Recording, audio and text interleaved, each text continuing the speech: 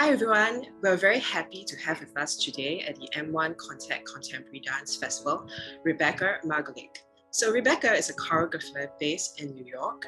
Her solo Bunker+Vault won the jury prize for Best Indoor Choreographic Work, and she has worked with choreographers such as Jerome Bell, Shai Kubler, Barrett Marshall, amongst others. Hi Rebecca, thanks so much for joining us today. Thanks for having me.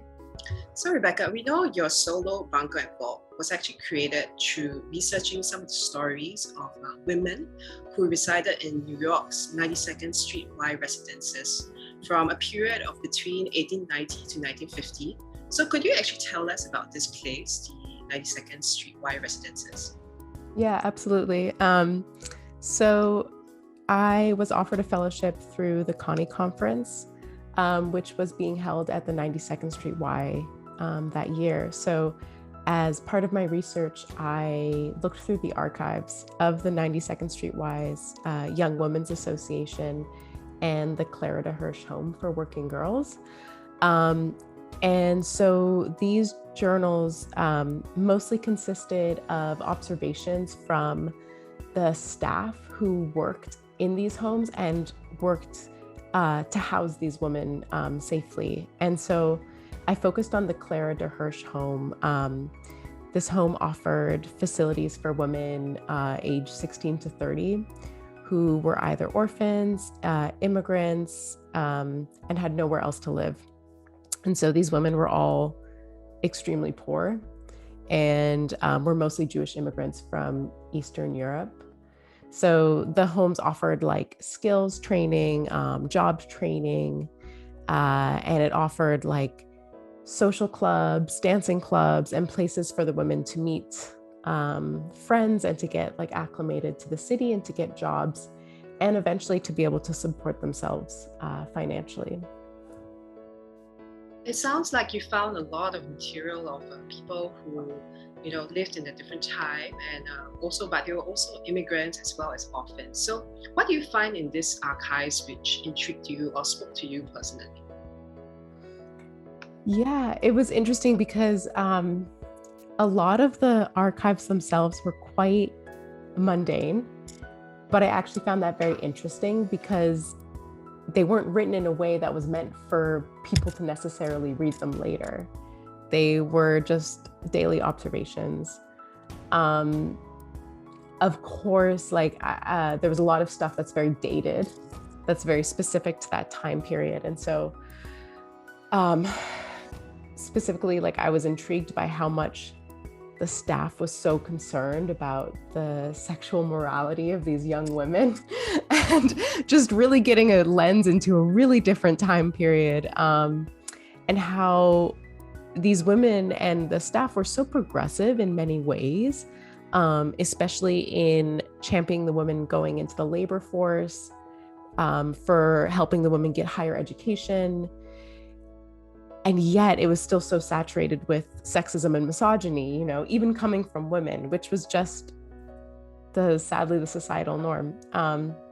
Something that, so it took me a lot of digging to find sections that were really intriguing to me. But something that really struck me was like how many of these women were really self-supporting, strong, independent women. Many actually did not go on to marry right away.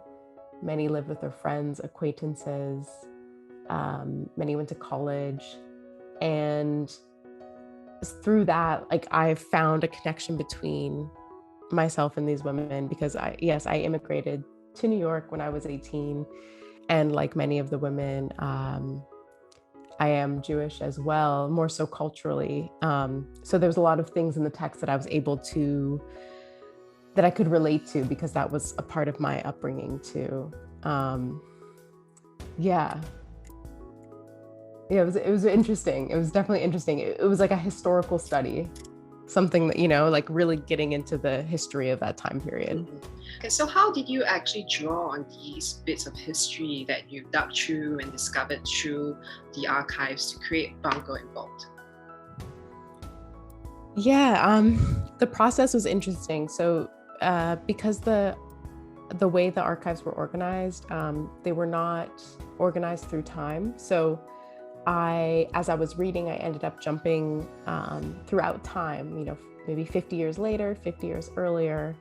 So I felt like I myself got lost in time and kept seeing, name after name and all these women who are, lost to history, and we know extremely little about. So something about kind of the mundaneness of this that I found really intriguing. And I really wanted to remember these women. I felt like they lived incredible lives, and I wanted to take them off the page and remember them both through just the research and my memory, while also recognizing our differences. And so while the piece was influenced by their stories, the overall work is from my voice, but they're still in there. So how do you try to channel their voices through your own voice? When we watch the show, what kind of presence or what kind of atmosphere do you think we get from you bringing them into life through yourself? Well, I was really, I felt emboldened by these women. I was emboldened by their resolve and their resilience. Many of them came from extreme hardship. They immigrated, or they didn't fit into society. Many of them had mental illness. And so I really tapped into that resilience, that sense of needing to continue to go, even if you're feeling exhausted. And so this piece feels like a marathon, and it requires me, because of the choreography, it requires me to tap into that resilience and rigor. And I feel like through that physical experience, I can relate to these women. And that's just one sense. On the other hand, I also would quite literally pick out text that I was really interested in, and I would then create movements that reflected that. And so when I do these moves, I am kind of consciously, subconsciously at this point, reminded of that woman whose text this was from. Like, for example, there's some movement that reflects someone who is schizophrenic, or I can relate to that feeling of being overwhelmed and neurotic, or, images of anger, of taking care of a baby, of hunger, of, joy. And through that text, I would develop movement, and that's kind of how the piece also steamrolled forward, specifically in the second half. So, Rebecca, thanks so much for sharing about Bunker+Vault. So we know that a lot has been going on in the US with the whole pandemic situation. Could you tell us about yourself right now, what you're doing, as well as how you've been coping with the situation over the past years as a dancer and choreographer? Yeah, I'll try to keep this brief. I'm sure you have a lot going on. Yeah, I could go really into it. But I guess I'll speak personally, and that will kind of draw me out to the bigger picture. I'm not gonna lie, it's been really hard. I lost all my work, and in the US it was very uncertain what that meant, especially for people who like me are freelancers and dancers and artists. We know it's gonna be a long time until we're back working. For me, I kind of I kept myself quite busy.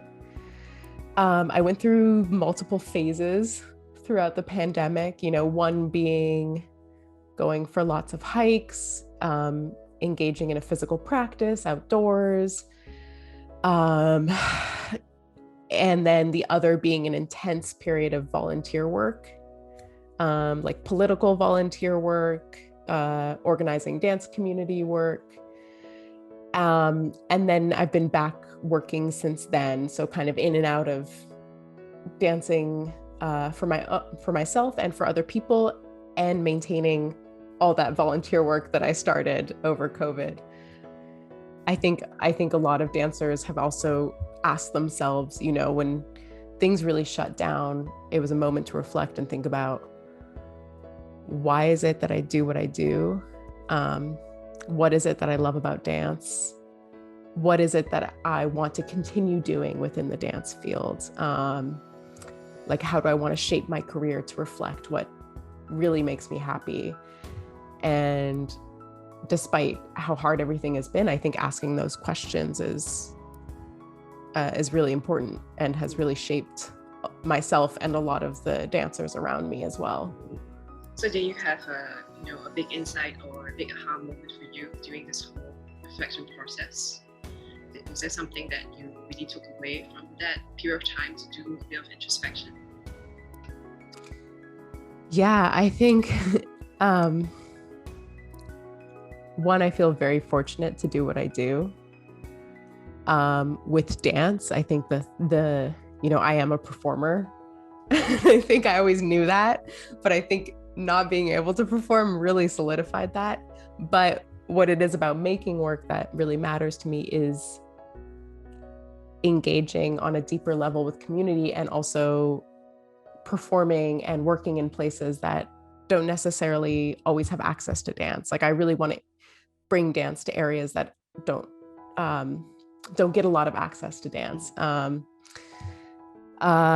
another thing was my activism volunteer work really has shaped a lot about me now, learning a lot about organizing and talking to people and taking actions for things that I care about versus sitting back and complaining about everything that's wrong with the world. And I actually think that all of that work has brought a lot of hope into my life. It's a lot. That's wonderful. I think we see a lot of the seeds in that in your work, Bunker+Vault, even though it was actually created before the pandemic, but I think we sort of see various threads of your thinking through it. Your interests in organizations and different issues that are relevant to you, as well as telling those stories in a very human way, and also through your love of performance and dance. So I think we do see a lot of that, and actually that's also what we are seeing right now with the work I'm sure that you'll continue going to be making in your career and in your dance. So thank you so much for sharing all that. It was really a great pleasure talking to you today. Thank you. Such a pleasure. Thank you. Thank you very much. And do look out for Rebecca's work, Bunker+Vault, at the M1 Contemporary Festival. Thank you, Rebecca. Thank you. Thank you.